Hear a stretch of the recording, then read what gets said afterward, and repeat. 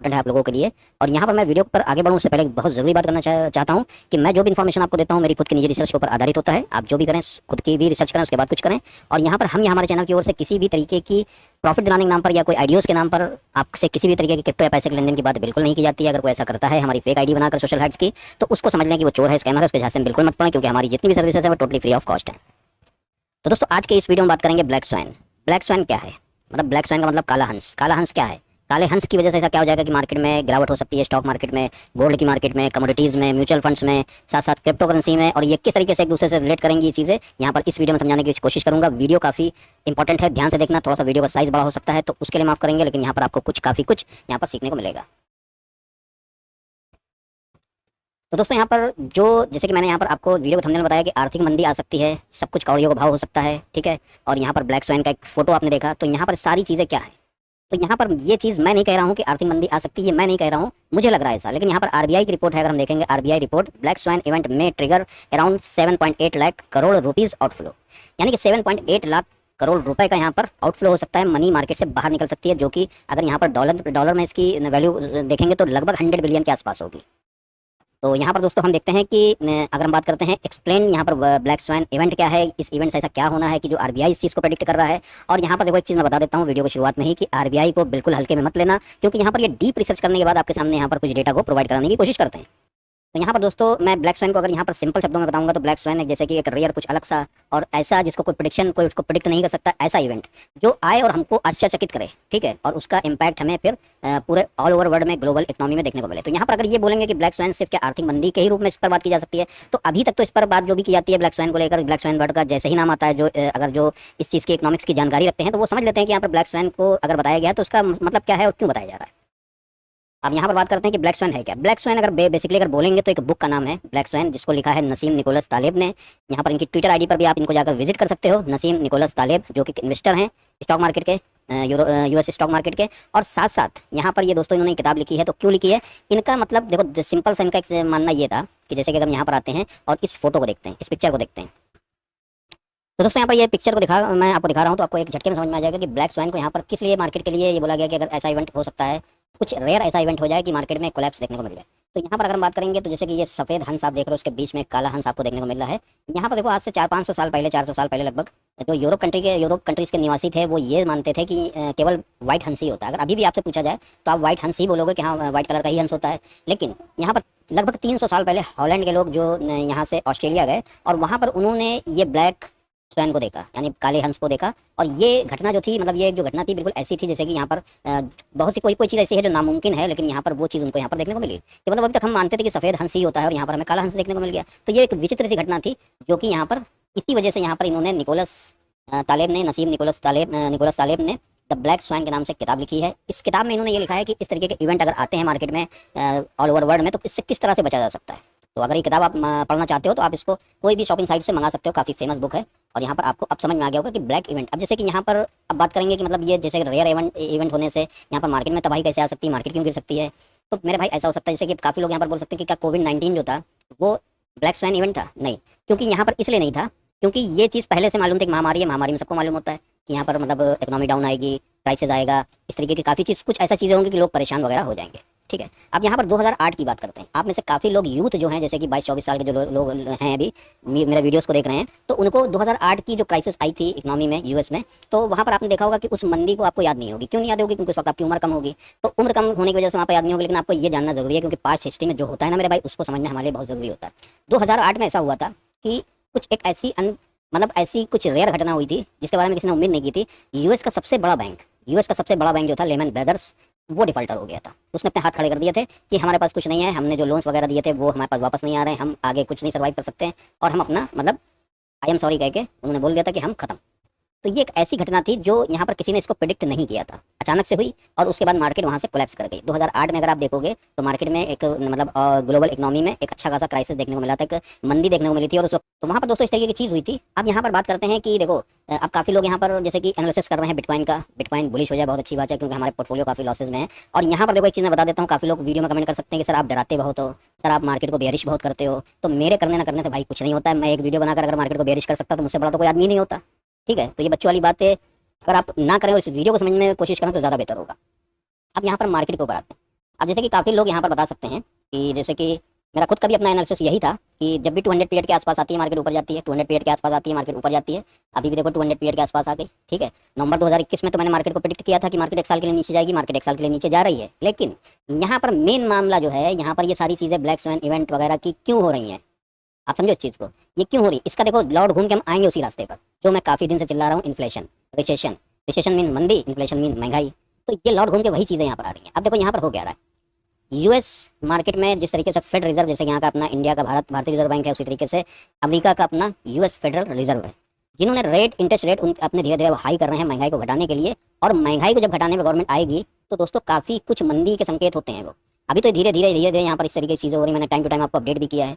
इस तरीके की चीज़ें हो रही, मार्केट नीचे जा सकती है और मार्केट देखो नीचे आ ही रही है। अगर आप देखोगे एक साल से आपने सिर्फ क्रिप्टो करेंसी में नुकसान नहीं किया, आपने स्टॉक मार्केट में भी नुकसान किया है। आपके म्यूचुअल फंड्स में अगर इन्वेस्टमेंट था वहाँ पर भी आपके नुकसान हुए, वहाँ पर भी आपको रिजल्ट अच्छा नहीं मिल रहा है। आपके अगर कमोडिटीज़ में इन्वेस्टमेंट थे तो वहाँ पर भी आपको अच्छे रिजल्ट नहीं मिल रहे हैं, ठीक है। तो इस तरीके की जो चीज़ें हो रही हैं, तो यहाँ पर इसकी वजह से, इन्फ्लेशन की वजह से यहाँ पर मार्केट में एक कोलैप्स देखने को हमें मिल रहा है, मार्केट में एक गिरावट देखने को मिल रही है। अगर इंडिया की बात करते हो तो इंडिया में भी इन्फ्लेशन रेट काफ़ी ज़्यादा है। अगर आप देखोगे तो आरबीआई लगातार रेपो रेट बढ़ा रहा है। बार बार मैं बोल रहा हूँ, बार बार इसलिए बोल रहा हूँ ताकि इन चीज़ों को आप भूलो नहीं, इन चीज़ों को ध्यान में रखो इन्वेस्टमेंट करने से पहले। यहाँ पर दोस्तों मुझे कुछ खतरा नजर आ रहा है, क्योंकि यहाँ पर जो आरबीआई ने अपनी रिपोर्ट के आधार पर ये चीज़ कही है, तो ये जो ब्लैक स्वैन इवेंट अगर हुआ, जैसे कुछ अचानक से इसी भी, जैसे कि मार्केट में भी सब इन्फ्लेशन वगैरह फैला हुआ है और यहाँ पर इंटरेस्ट रेट बढ़ रहा है, इंडिया में इंटरेस्ट रेट बढ़ाया जा रहा है, फेडरल रिजर्व में इंटरेस्ट रेट बढ़ाया जा रहा है, तो यहाँ पर आप समझ सकते हो कि इस तरीके की चीज़ें हो रही हैं। अब इसी बीच कुछ ऐसी कोई बड़ी घटना हो जाए, ठीक है, तो यहाँ पर ब्लैक स्वैन इवेंट आ सकता है, कहा जा सकता है कि हाँ अब ये चीज़ हुई। तो यहाँ पर अगर हम बात करेंगे तो देखो 100 मिलियन, यहाँ पर अगर हम देखोगे तो a study by the Reserve Bank of India, और फिर बोल रहा हूँ कि आरबीआई की स्टडी को, उनके डाटा को हल्के में मत लेना। यहाँ पर मैं फिर बोल रहा हूँ क्योंकि वो काफ़ी कुछ डीप रिसर्च करने के बाद उसके बाद डेटा को प्रोवाइड कराते हैं। तो यहाँ पर अगर हम देखेंगे 100 billion capital outflows to tune of 100 billion US dollar. अगर ये 100 बिलियन हमारी भारतीय इकोनॉमी से बाहर निकला तो हमारी जो लगभग उसका 3 से 3.5%, 3.2% या 3.5% के आसपास ये होगा 100 बिलियन यूएस डॉलर के अराउंड।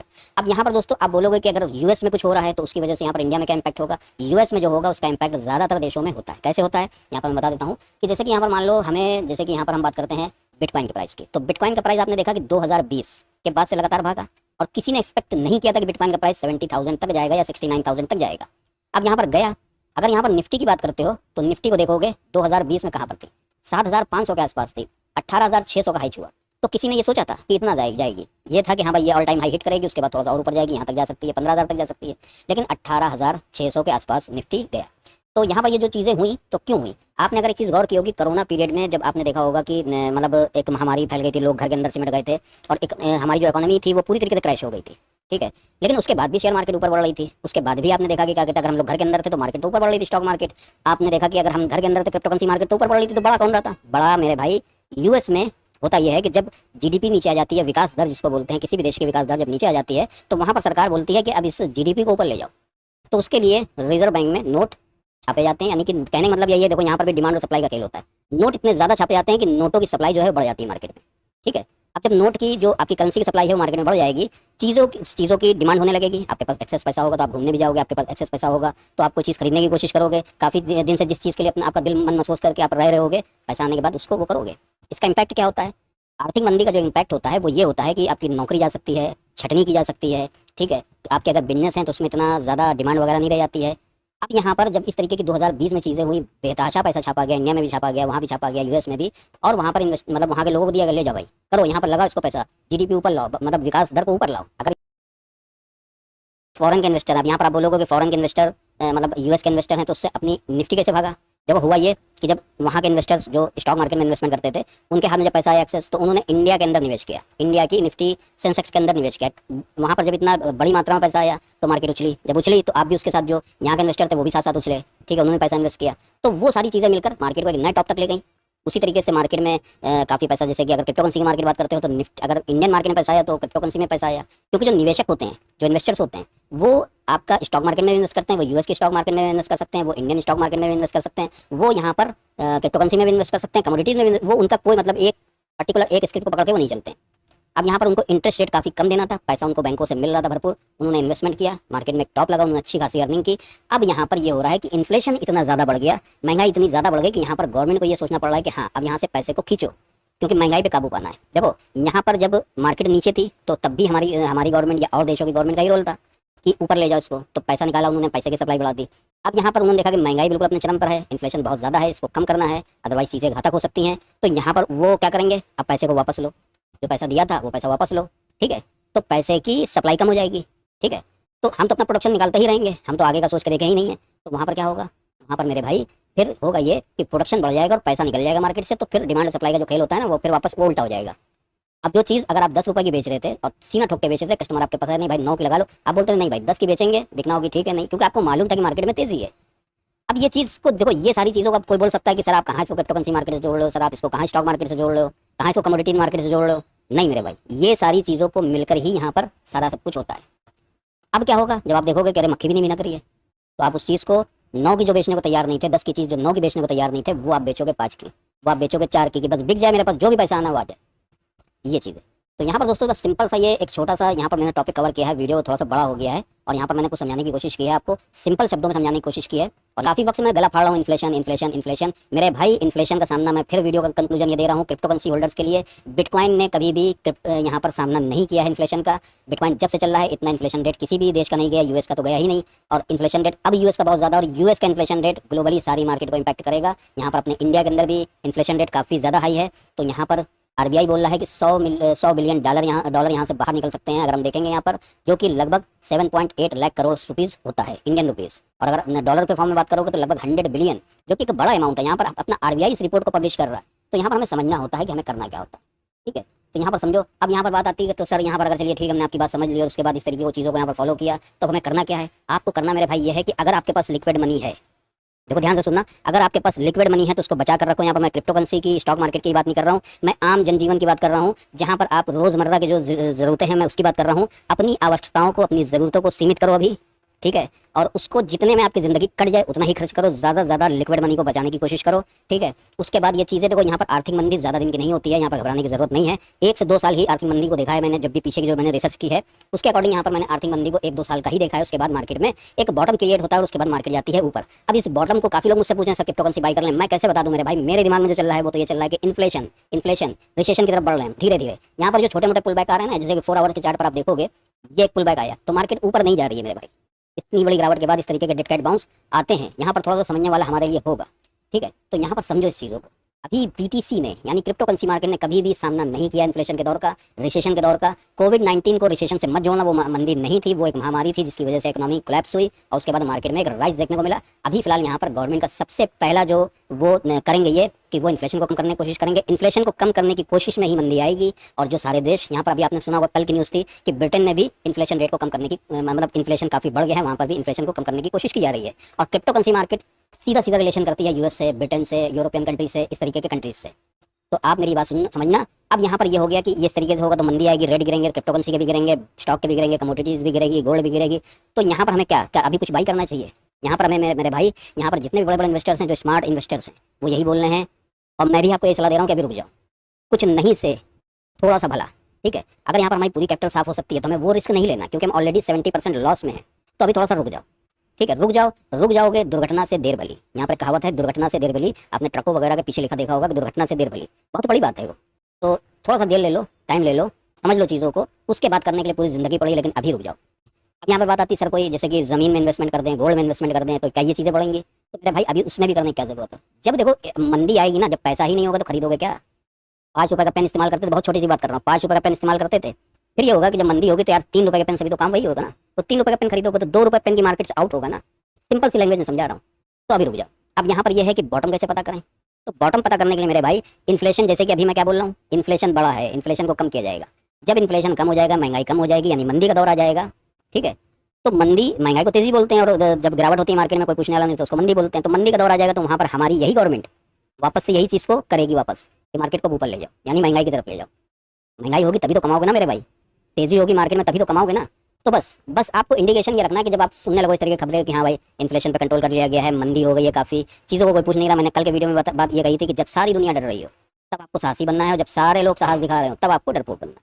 यहाँ पर आपको डरपोक बनना था, ठीक है। अब देखो साहसी बनने का टाइम कब आता है, ये आगे आने वाले वक्त बताएगा। तो उम्मीद करूँगा कि ये समझ में आया होगा आपको। और जैसे कि फिर एक बार रिपीट कर रहा हूँ कि आपको मार्केट का बॉटम पता करना है, किसी मार्केट का, स्टॉक मार्केट का, क्रिप्टो करेंसी का, कमोडिटीज़ का, गोल्ड का, किसी भी का, एनीवन, ग्लोबली हर मार्केट का बॉटम अगर पता करना है। देखो अगर ध्यान से देखोगे सारी मार्केट एक साथ ऊपर गई थी, सारी मार्केट एक साथ वापस आ रही नीचे, तो यानी कहने का मतलब एक साथ चलती हैं। इन्फ्लेशन, हर देश का समझना चीज़ों को कि यूएस में इन्फ्लेशन रेट अब कम हो गया है, मंदी आ गई है, वहाँ पे भी, इंडिया में भी हो गया ऐसा, ब्रिटेन में भी ऐसा हो गया, फ्रांस में भी ऐसा हो गया, यहाँ पर भी ऐसा हो गया, ठीक है। ठीक है, सारी चीज़ें, ये सारी चीज़ों को जब समझोगे ना तो एक मंदी तुम्हें खुद समझ में आ जाएगी। तो वहाँ पर गवर्नमेंट फिर पुशअप करती है चीज़ों को, फिर वो यूएस की गवर्नमेंट हो, इंडिया की गवर्नमेंट हो, ब्रिटेन की गवर्नमेंट हो या किसी भी देश की गवर्नमेंट हो, वो चीज़ों को पुशअप करती है। उसी पुशअप में हम इन्वेस्टमेंट कर सकते हैं और अपने कैपिटल को कई गुना ऊपर ले आ सकते हैं। तो दोस्तों उम्मीद करता हूँ कि काफ़ी, मैं भी बोलते बोलते थक गया हूँ, और उम्मीद करूंगा कि आपको मेरी मेहनत का कुछ तो आपको पसंद आई होगी। आप लाइक ज़रूर करोगे और आज के इस वीडियो में 1500 लाइक से ज़्यादा लाइक करोगे, और जो लोग नए हैं चैनल को पहली बार देख रहे हैं सब्सक्राइब करेंगे, नोटिफिकेशन बेल को भी ऑन करेंगे।